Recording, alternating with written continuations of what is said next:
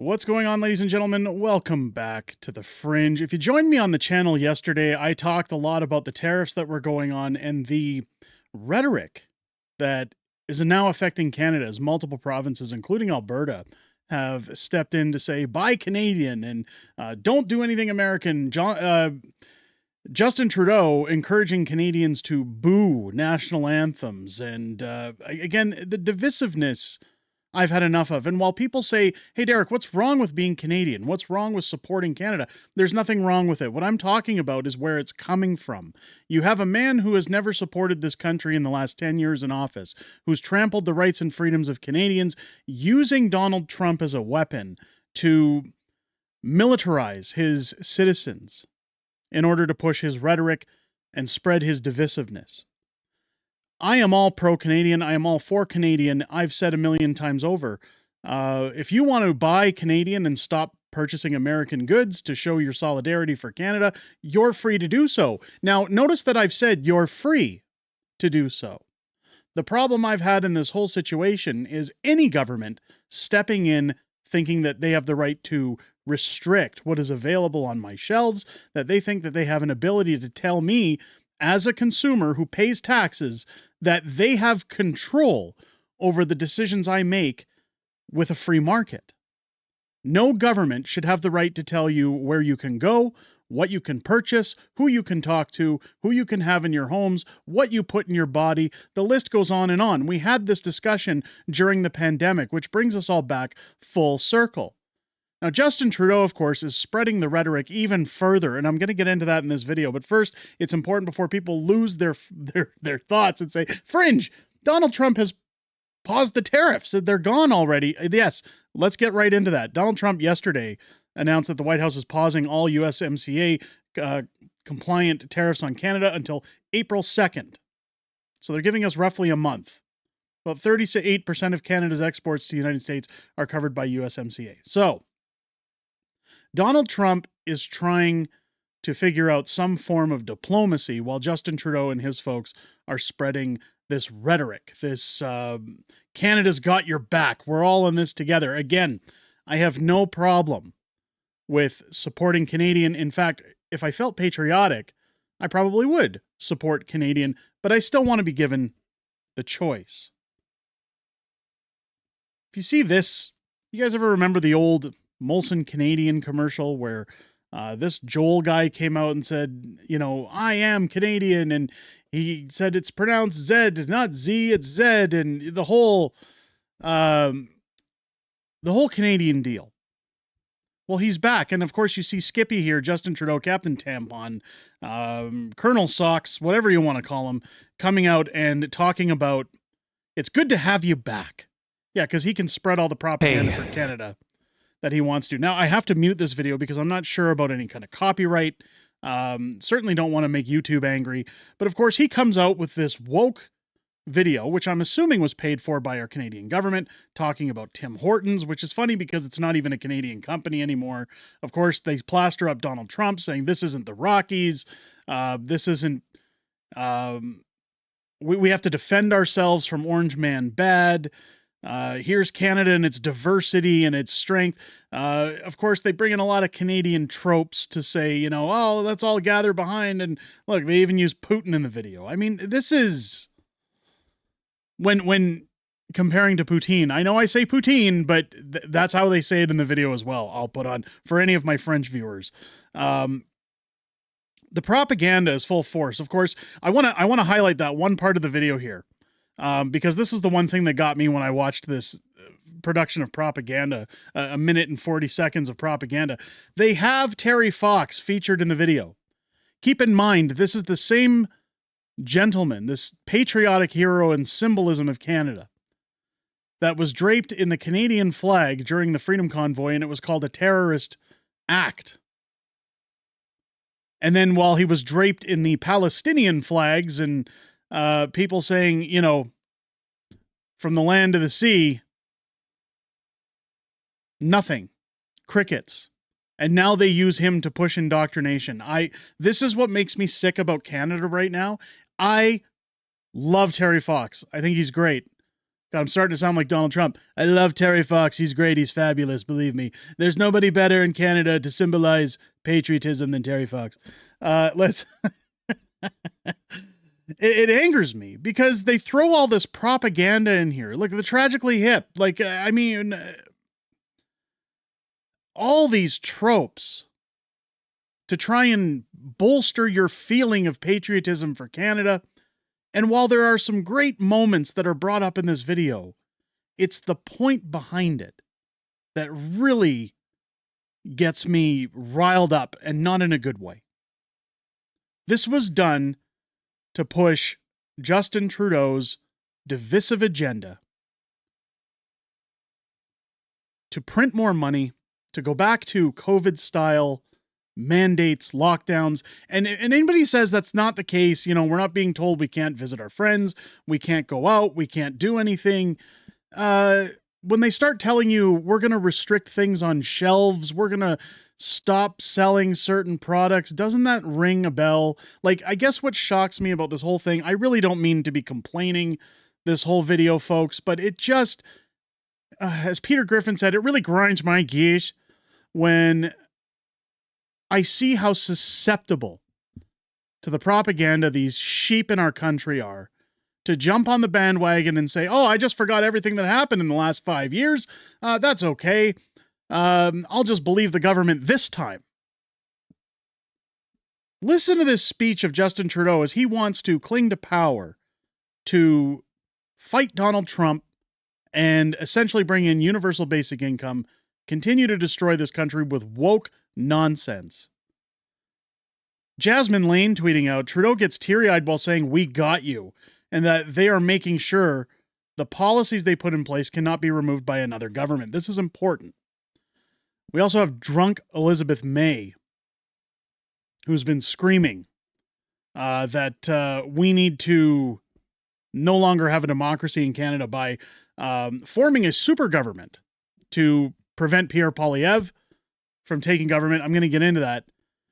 But this is Justin Trudeau now coming out and saying they want to make sure that Pierre Poilievre cannot undo Justin Trudeau's policies. Of course, we all know about the stacking of the Senate. Take a listen to this while he turns on the waterworks for you guys. Office, I put Canadians first, that I have people's backs. And that's why I'm here to tell you all that we got you. Even in the very last days of this government, we will not let Canadians down today and long into the future. I want to highlight that comment because we're going to get to that too, where he says, even in the last days of this government. A lot of people are going to say, Fringe, I told you so. Other channels had said Justin Trudeau is stepping down. It's just a transition period. Why would you put out clickbait videos that say that Justin Trudeau isn't leaving? We're going to get to that. Keep your pants on. We're getting there. Because in the past few weeks, we've been working with our provincial and territorial partners to make sure that families can rely on this system, not just for years to come, but will allow this system to lock in, to become something that no government, a year from now, 5 years from now, 20 years from now, could ever go back on. And it's disgusting. Hard to do, because there is nothing one government can't do that can't be undone by the following government. Unless Canadians are very clear on the need to keep this going. So what he's pointing out there is what we just showed here. Unless Canadians are clear. So let's divide. Let's get the propaganda machine running again. Just like the COOF. We're all in it together. We've got your backs. All this for power and money. That's what this is. You have Elizabeth May, drunk Elizabeth May coming in. Here's Mike Freedom Honey, good friend of the channel, by the way. You should go give him a follow on Twitter. We do not live in a democracy. I couldn't agree more. Elizabeth May confirms discussions with the Liberals and NDP to join forces to prevent a single party from forming a majority with 100% of power, with less than 50% of public support. Listen to her, ramble on here. God, I almost threw up in my mouth thinking about this.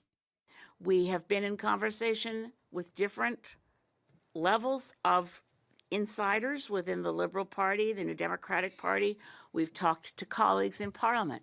What kind of interest would there be in listening to the voices of Canadians, like the grassroots group that has sprung up of Cooperate for Canada, who want to see parties sit down and talk to each other about how we can potentially cooperate across this country and be able to have that common resolve that survives an election, be able to envision a parliament that functions well together, taking on the threats that Canada faces. Has Parliament ever functioned well in the last 10 years? Can somebody please point out what the hell she's talking about? Like, this isn't a push for conservatives. I'm trying to understand that these are the people that are in Parliament right now that are making laws to try to supposedly make your life better. Are you kidding me, Elizabeth May? To do that, we wanted to make this press conference today a public commitment to being willing to talk to other parties, to talk about what it takes in a perverse first-past-the-post voting system to remind Canadians that we don't elect a prime minister in this country. We elect a parliament. There are currently 5 parties in the House of Commons, and if we were to find a way to cooperate, we could ensure at least that neither one of the big parties gets a false majority with 100% of the power with less than 50% of public support.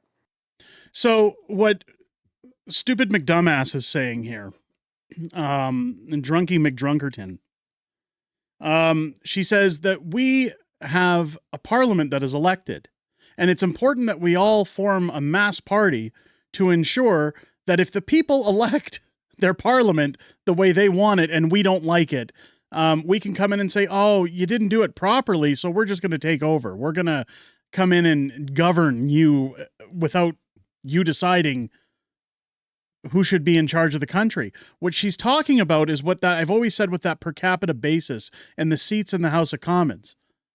If that little pocket of Ontario and Quebec doesn't agree with the rest of Canada, it's important for her that governments come together to stop everyone else's vote in the country and say, well, we're not really happy with the results, so we're just going to take it over.